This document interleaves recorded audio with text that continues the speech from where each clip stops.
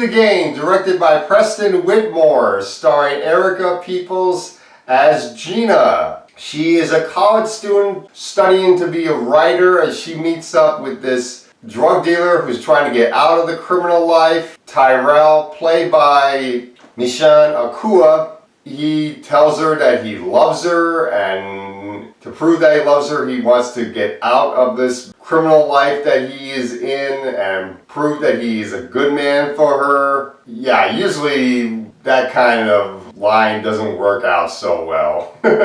And that's what ends up happening in this movie. Basically, the criminal life doesn't really let him go, really.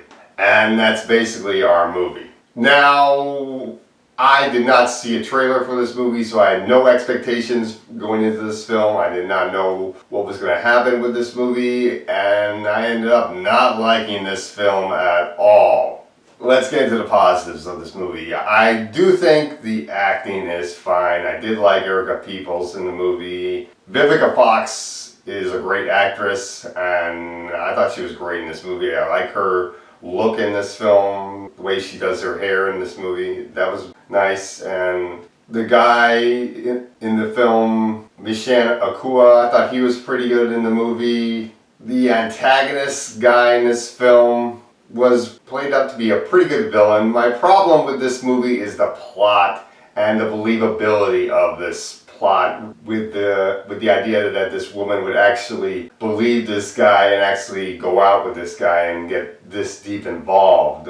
This woman starts off as a very smart woman and keeps on telling him that she's not interested because of the fact that he is a criminal, and then later on she ends up falling for him and deciding to give this guy a chance. And I'm thinking, why are you giving this guy a chance when you know he's a criminal and chances are it's not going to work out so well? And of course it doesn't work out so well, so there's that problem. The movie's so predictable, really. That was one of the big problems. The movie is a bit exciting, but at the same time it is a bit predictable, and it's just not that good. It's very hard to root for these characters, really, in my opinion. And overall, this movie just wasn't that good. I didn't like this movie at all. So I'm gonna give this movie a D, as in don't see it. Honestly, your best shot is just to go for Stephen King's It. That's the only good movie that came out this week. The rest of these movies, whether it's True to the Game, Home Again,